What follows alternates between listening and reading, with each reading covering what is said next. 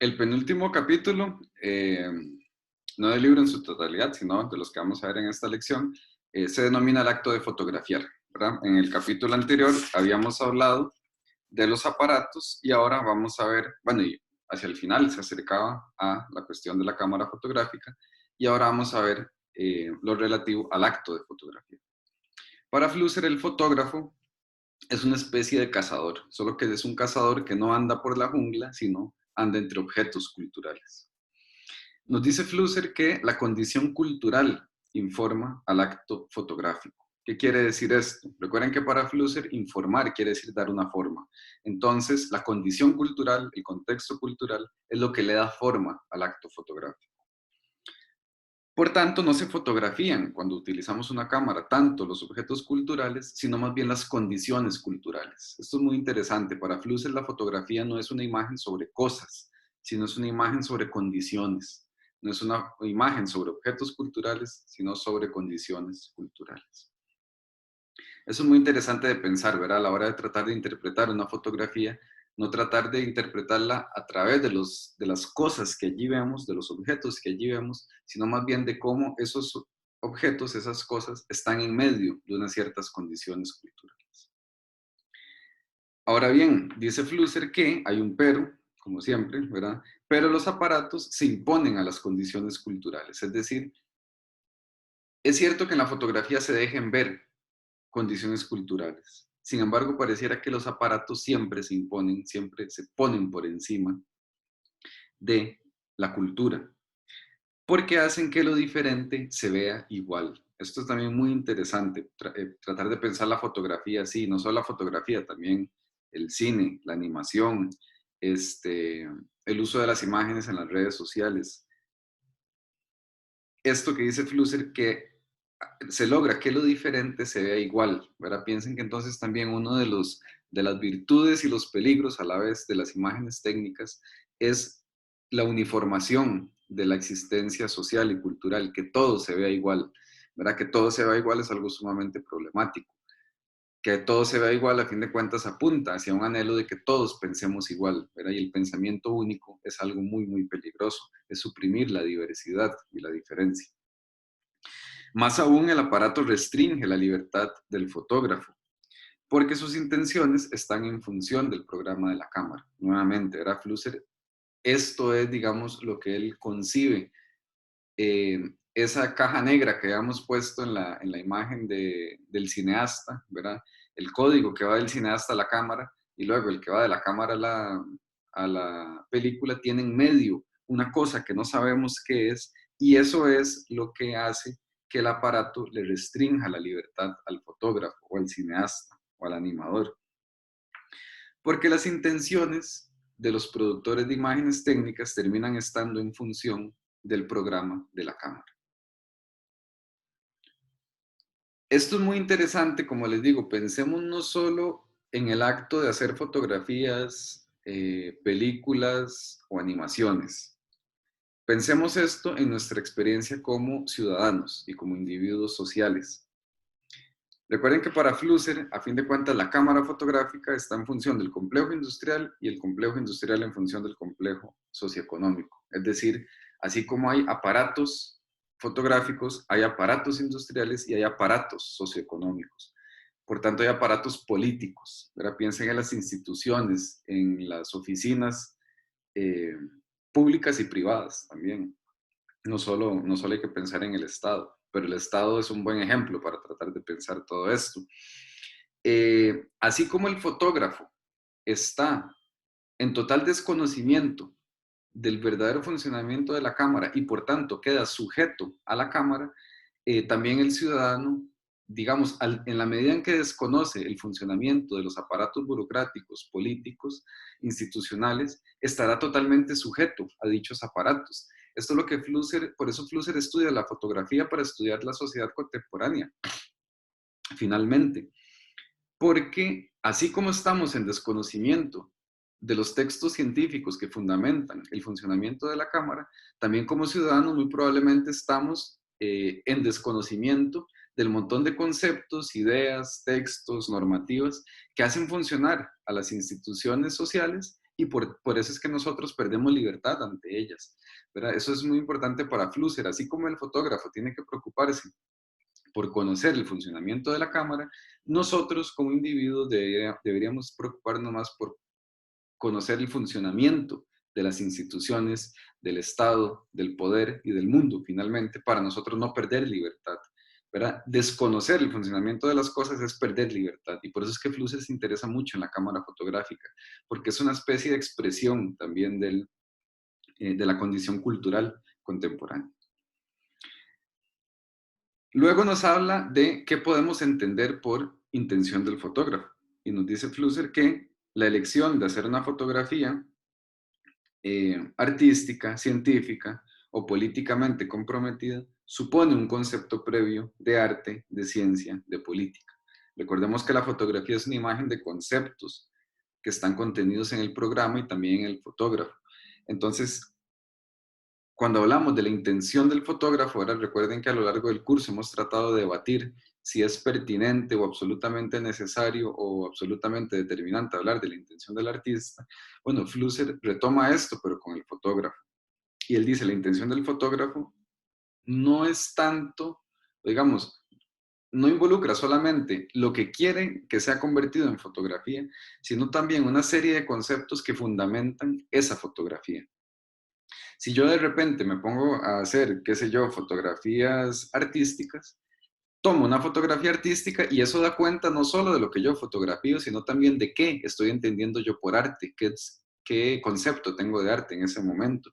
Si de repente empiezo a hacer fotografías para hacer crítica política, para denunciar ciertas cosas políticas, bueno, todas esas fotografías que yo produzca con ese fin tendrán implícitas también mi propio concepto de política, de crítica política, de compromiso político, etc. Eso también tenemos que tratar ¿cómo se llama? De descifrarlo a la hora de enfrentarnos a fotografías.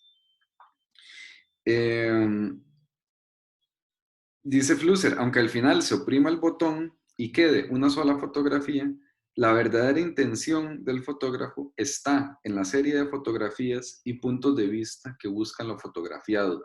Eso también es muy interesante e importante que nos da la lectura de Flusser.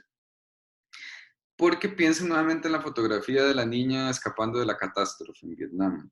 Esa fotografía es la que pasa a la historia. Sin embargo, muy probablemente hubo una serie de fotografías de ese mismo momento. El fotógrafo tratando de captar ese momento que iba a pasar a la historia forma parte también de la intención de la fotografía. No solo eso que se hace visible y que pasa a la historia, sino todos esos intentos que hay de mostrar lo que se quiera mostrar mediante, como dice Flusser, diferentes puntos de vista y diferentes series de fotografías que finalmente pasarán por un proceso de selección para ver cuál es la que queda. Y en el último capítulo, que vamos a estudiar, llamado La Fotografía, ahora sí, noten, esto es muy interesante, Flusser nos habla, para hablar finalmente de la fotografía, nos habla primero de la imagen, segundo de la imagen técnica, luego de los aparatos, luego el acto de fotografiar y luego de la fotografía. Y después ahí siguen agregándole más elementos al análisis, pero vean, digamos, lo tremendamente complejo que es el fenómeno de las imágenes técnicas, en este caso la fotografía, que no podemos poner a hablarnos de la fotografía de una vez. Tenemos que necesariamente pasar por toda una reflexión sobre los aparatos, la ciencia, la sociedad, la política, para tan siquiera ponernos a hablar de ese objeto que ya es tan común para nosotros y llamamos fotografía. Entonces, unas cuantas consideraciones finales para esta clase, sobre este capítulo. Dice Flusser que el observador suele ver fotografías como si fueran congruentes con el mundo. Ahora, recordemos que el autor está tratando de combatir contra esta idea de que la fotografía es una captura fiel y objetiva de la realidad. Entonces, nos pone un par de ejemplos que les ilustro por acá. Nos habla de la fotografía blanco y negro, porque pareciera que la fotografía blanco y negro es como más pura, como que captura más esencialmente la realidad, ¿verdad? Pareciera que existe esa idea. Sin embargo, se pregunta Flusser, bueno, pero, ok, es cierto, tal vez simbólicamente podríamos decir que es más pura, más esencial, como ustedes quieran. Pero Flusser se hace una pregunta muy, muy sencilla y es, bueno, ¿hay situaciones a blanco y negro? La respuesta es que no. ¿Verdad? Nosotros en nuestra experiencia humana vemos el mundo a colores. Aunque seamos daltónicos, vemos el mundo a colores. Aunque confundamos los colores, lo vemos así. Entonces, allí, a pesar de lo pura y esencial que pareciera ser la fotografía blanco y negro, ya el simple hecho de que no corresponda visualmente con la experiencia humana hace que ya tengamos que empezar a olvidarnos un poco de la idea de que la fotografía captura objetivamente la realidad. Y digamos, la réplica inmediata que podríamos decir, bueno, eso no pasa con la fotografía a color. La fotografía a color sí nos muestra el mundo tal y como lo vemos, o el mundo tal y como es, si quisiéramos ser más ambiciosos. Y nos dice Flusser, bueno, en la fotografía del Prado Verde, por eso les pongo esa imagen del volcán Arenal, el verde fotografiado es imagen del concepto de verde de una teoría química. ¿Verdad? Recordemos que siempre entre el mundo y la imagen del mundo, bueno, perdón, entre el mundo y la imagen técnica del mundo, median un montón de conceptos para que esa imagen pueda ser producida.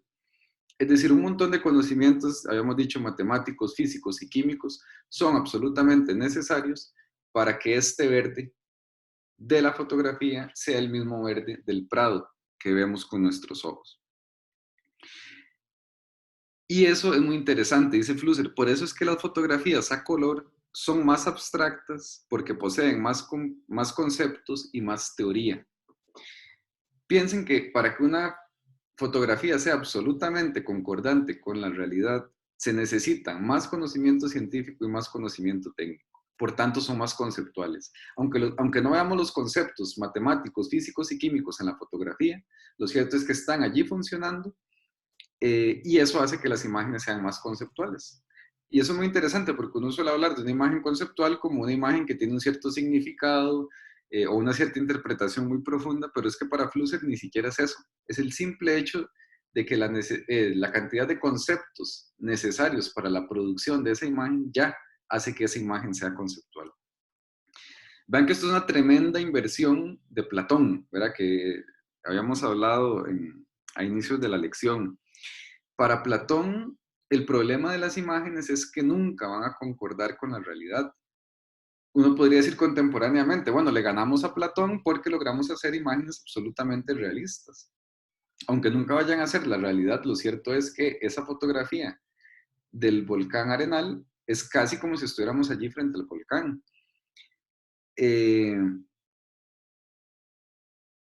Pero Flusser le agrega, digamos, esta idea de lo conceptual que puede ser una fotografía y hace que la vuelva más abstracta, ¿verdad? Noten que platónicamente diríamos, esa fotografía del volcán Arenal es muy concreta, porque se parece muchísimo a la realidad. Es casi que una copia perfecta. Pero dice Flusser, no. Si nos guiamos únicamente por lo que vemos, pues podríamos decir una imagen muy concreta, muy realista. Pero dice Flusser, no, más bien es sumamente abstracta. En tanto más se parezca a la realidad, es más abstracta y más conceptual por todo el conocimiento necesario para producirla. Entonces le da la vuelta a Platón. ¿Verdad? Para Platón lo conceptual estaba fuera de la imagen, ¿verdad? El problema de la imagen era no tener suficiente concepto. Y dice Flusser, bueno, contemporáneamente eso ya no es así, porque más bien cada vez necesitamos de más conceptos para que esa imagen sea producida. De hecho, yo he estado hablando de todos estos ejemplos que les pongo como si fueran fotografías en papel que tuviéramos cada uno de nosotros en nuestras manos, pero piensen que si esas fotografías necesitaban conocimiento científico para ser producidas, piensen todo el conocimiento de más que se requiere para yo proyectárselas en un PowerPoint, para grabárselas con una plataforma de videoconferencia y además para luego subirla a una página web. O sea, ahí se requiere muchísimo más concepto, más conocimiento, se requieren conocimientos informáticos y matemáticos muy avanzados para que esa imagen del Prado Verde, del volcán Arenal, les llegue a ustedes. Por eso es que esa imagen es conceptual. No porque tenga una pretensión intelectual de generar un cierto significado o interpretación, sino porque su proceso de producción es altamente conceptual. Nuevamente, piensen que para Flusser el problema de los aparatos es, decía él, la que nos liberan de la necesidad de tener que pensar conceptualmente.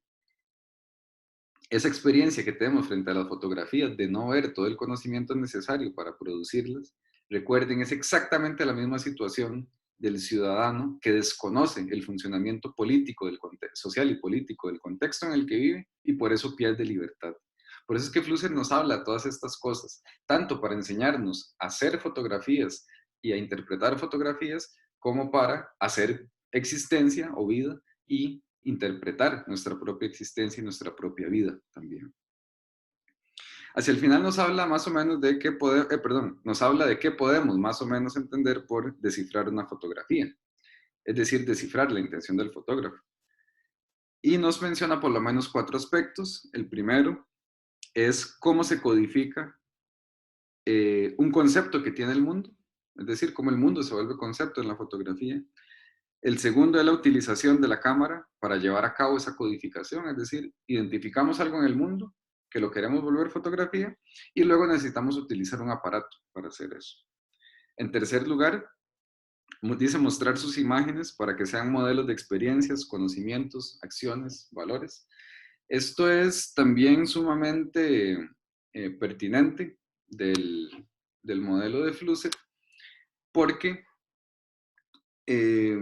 vean esto, nosotros podemos interpretar cuál fue la intención de un fotógrafo tratando de pensar cómo esa imagen trata de instalar modelos de experiencia, conocimiento, acciones o valores.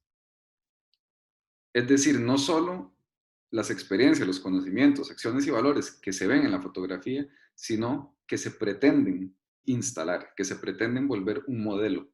Recuerden la cuestión de la reproducción de la magia, ¿verdad? Para eso sirven los modelos, para poder luego replicarlos, reproducirlos. En este caso, modelos no matemáticos o mágicos, sino modelos, como dice el autor, de experiencia, de conocimiento, de acción y de valor. Y finalmente, la intención del fotógrafo puede tener que ver también con la preservación de esos modelos lo más que se pueda. Vean que esto ya no pertenece tanto a las imágenes, también pertenece al uso que se hace de las imágenes, a la manera en cómo se hacen circular, dónde se hacen circular, con qué mecanismos, bajo qué medios, etcétera, etcétera. En la fotografía lo que se muestra son los logros y fracasos del fotógrafo, tratando de lograr con el aparato su intención. Esa es otra manera muy interesante de nosotros interpretar una fotografía, cómo la fotografía expresa, digamos, qué logro tuvo el fotógrafo haciéndola y qué fracaso tuvo. Finalmente, así es como lo pone Flusser, una crítica a la fotografía podría guiarse con la siguiente pregunta. ¿Qué tanto ha logrado el fotógrafo someter el programa de la cámara a su voluntad? ¿Y con qué métodos logra eso? Eso es muy interesante, o sea, cómo el fotógrafo logra vencer a la cámara, cómo el fotógrafo logra sacarle lo que él llamaba las virtualidades, todas aquellas posibilidades que tenía escondidas, el aparato. Finalmente, cómo el fotógrafo gana libertad frente al aparato, cómo no se deja someter a lo que la industria fotográfica y finalmente la industria socioeconómica nos dice que tenemos que hacer. Inclusive esto podría uno ni siquiera extenderlo solo al cine y a la animación, sino también a cualquier aparato que utilicemos, aunque no sea necesariamente para producir imágenes, ¿verdad? O sea, es interesante cómo ganamos libertad frente a todos los aparatos que nos rodean, no cuando hacemos lo que se supone que tenemos que hacer con ellos, sino cuando le sacamos otras funciones, otros usos, otras posibilidades, otras virtualidades, como las llama el autor. Y cierro finalmente con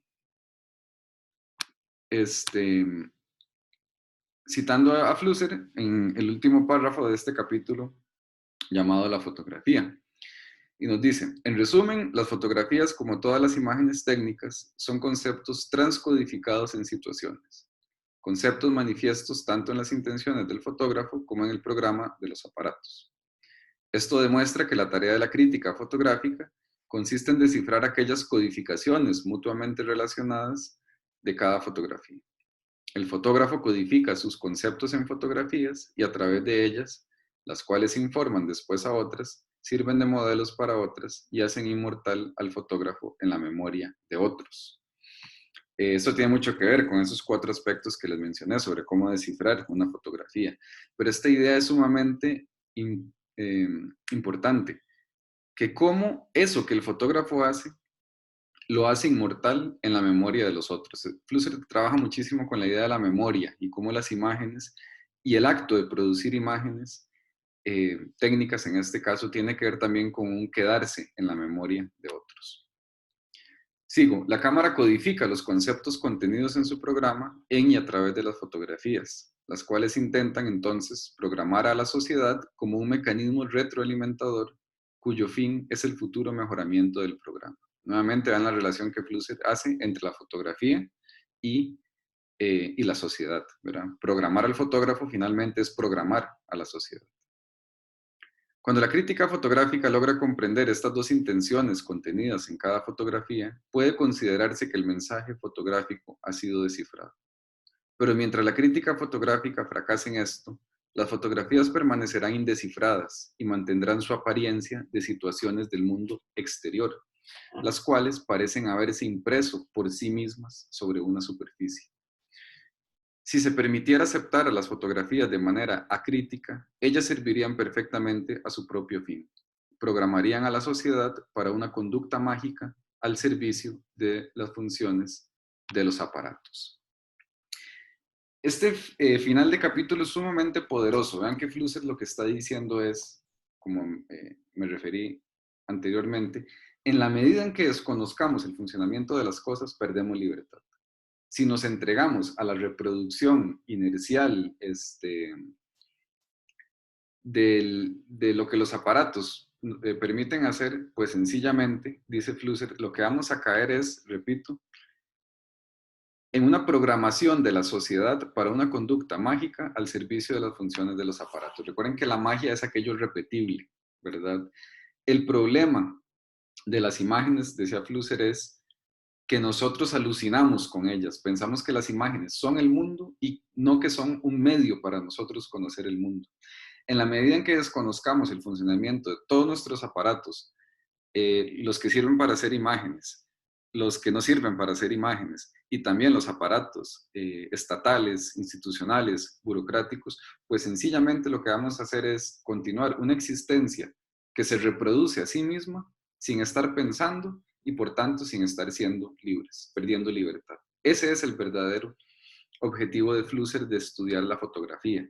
Sirve para pensar, por supuesto, las prácticas artísticas, las prácticas de diseño y muchísimas cosas más, pero recuerden que este es un curso de filosofía, ¿verdad? Entonces también eso es muy interesante. ¿Para qué sirve pensar el arte?